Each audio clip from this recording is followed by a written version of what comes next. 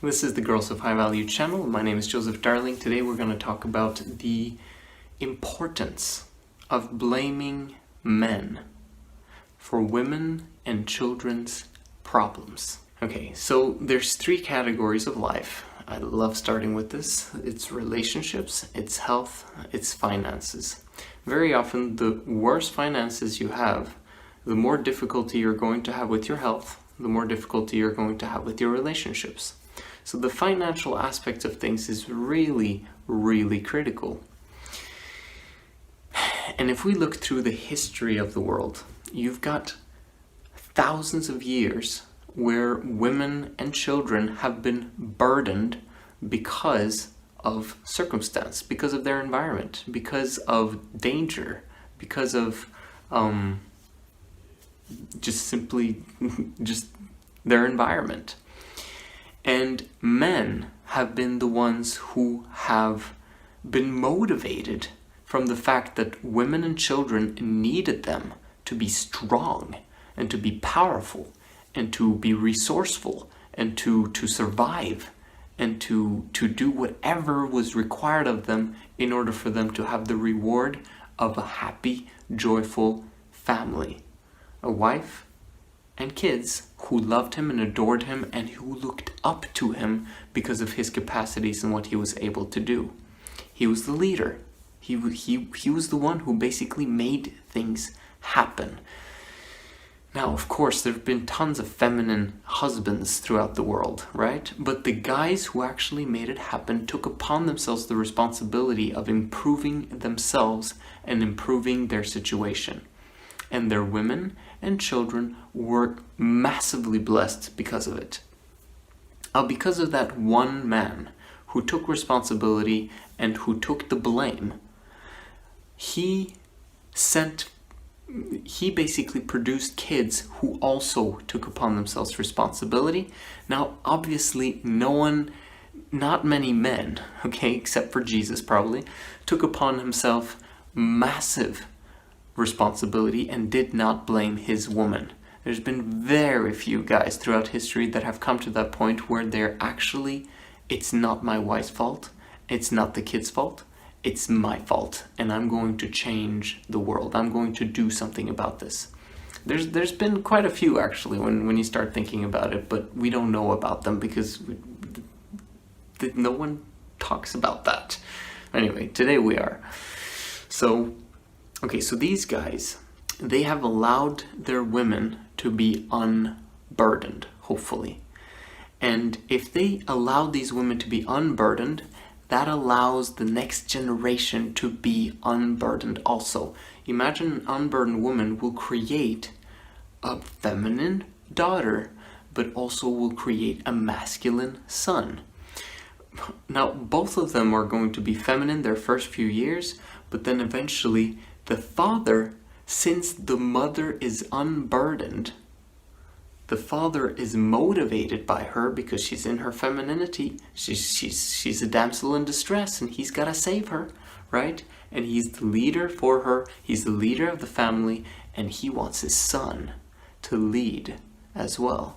He wants to raise a leader up. And for that son to love the fact that he can become a leader himself as well and that he can be rewarded with a family of his own and that his legend and his name can continue onwards. Okay, so we've had all of this going on for thousands of years until we've come today. And the question is now, someone asked this question: how can I blame my father? Because I know he did the best he could with what he knew.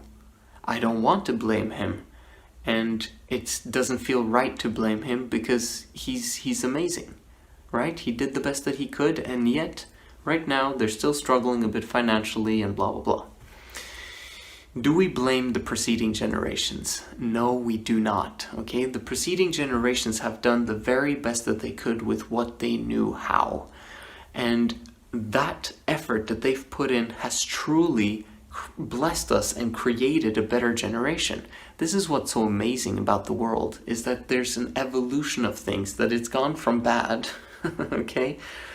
However, the family was instilled from the beginning, so they've had a glimpse of joy and happiness together on their journey. Even though they were poor, even though they had struggles, even though there was difficulties, the fact that the family was there allowed there to be hope, to be joy in the moment, to experience the experience of life, and to go through this over time until we're here now, with a massively improved generation over these thousands of years, where we have the opportunity of improving the next generation.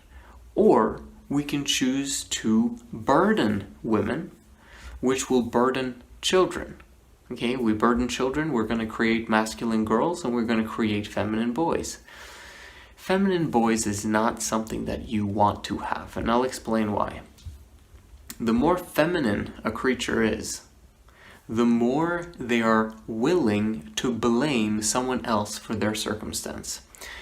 And let me explain that. Femininity has everything to do with emotion. Okay? Femininity has everything to do with intense emotions, which means that emotions is something that happens to us. We don't think about the fact that it's our brain that very often causes those things to happen.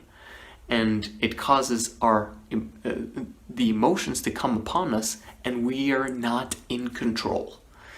Now, women's brains work really, really more intensely and more and faster than men's brains.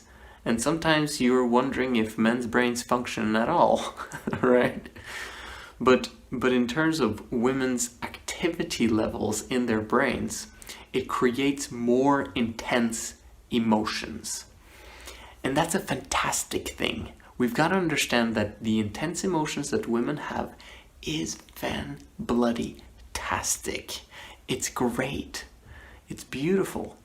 Because the intense emotions allow, like, I look at it from a different standpoint of opposition. Okay, so if there's intense emotions, you've got the negative emotions, you've got the positive emotions. The negative emotions is war and conflict. This is what happens when a woman has very much intense emotions, and she's going to be right there, okay? When she has feelings, when she has emotions. So those negative emotions are not bad. At least she has emotions, okay? What's horrible is if a woman does not have any emotions, where she's completely turned off over to her masculinity. But it's not really possible. A woman, even though, no matter how much she's trying to be emotionally stable, she's going to be at the opposite spectrums of war and conflict or party and celebration. And you might have some in between and stuff like that, but when women blame men, they basically give over the responsibility to lead to him. Okay? When women take upon themselves responsibility and say, we are all responsible for our emotions, we're all responsible for how we think, we're all responsible for our attitudes and for our behaviors. What ends up happening is that allows the man now to blame you as the woman and to look outside of himself to find solutions. Meaning, he's going to look at you and say, well, maybe you should do this, maybe you should do that. And that creates a problem because now he's like expecting her to change. And the moment he starts doing that, instead of changing himself and understanding that the woman he has in his life is a reflection of who he is as a man, we're gonna head into problems when he starts blaming. What actually happens when women allow themselves to blame a man, they're basically allowing the man to take responsibility and to take the lead, to take the leadership in the relationship, to move the relationship forward, to fix the problems that need to be solved, and then to move together forward in the right direction. And then he gets the reward of having the woman feel that he has power, therefore she becomes attracted to him again. Yay! And then the woman now follows along and they end up having a fantastic relationship because he was given the lead. Men just want to win. That's it. And you as a woman have the capacity of getting him tons of wins by allowing him to lead. Or in other words, by blaming him. When a man receives the blame, it might not have been his fault at all, but the fact that he takes upon himself the blame makes it so that he can say to himself, the buck stops with me. He can literally choose to not blame anyone else for what is going on in his life. This is man's responsibilities, to actually not blame, okay? So when I say that women should blame their fathers and blame their husbands, what I'm basically saying is that allow men to take charge. Show men that you need them by giving them responsibilities and by neglecting those things that you want him to be responsible in. Okay? And make sure that you also reward him for him taking that lead, for him taking those responsibilities. And allow him to make the decision that this is going to stop with me. I'm not going to blame anyone. I'm not going to blame the woman. I allow her to blame me, and then I'll fix the situation. It fuels his improvement. Do you understand that? There might be guys out there, okay, these are feminine guys. When you blame them, they blame you back. This is just what happens. You blame them, and they now have to save face. They have to save their honor. They have to save their self-worth. How dare you offend me and say that I need to change and blah, blah, blah, blah, blah. And then they give you the silent treatment, or they start yelling at you, or whatever that feminine men do. And then suddenly you've got the blame. And then you're like, but it's not right. It's his fault. And then you blame him back. And guess what a feminine guy is going to do? He's going to blame you back. And he's going to continue like a washing machine and a dryer that never ends. A man filled with the love of God is not sufficiently happy with only providing and protecting for his family alone. His heart reaches out to all of the human family and fixing everything that's wrong with the world. Okay? That's not your job as a woman. That's a man's job. Okay? He's the one who's supposed to go out there and be rejected. He's the one who's supposed to go out there and to create peace on earth. He's the one who's supposed to create wealth so that we can pull everyone out of poverty. This is how we do it. And it's men who are designed to do that. Okay? You will help.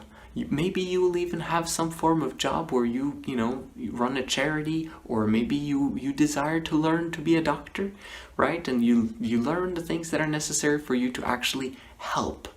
You'll run towards responsibility, but if difficult times come, or if you become burdened by something or by health issues or whatever it is, you know that the wealth is there so you can pull back and make choices differently than other women who have chosen to burden themselves throughout their entire lives and having feminine men who blame them continuously back. This is the Girls of High Value channel. My name is Joseph Darling. I'll see you in the next video.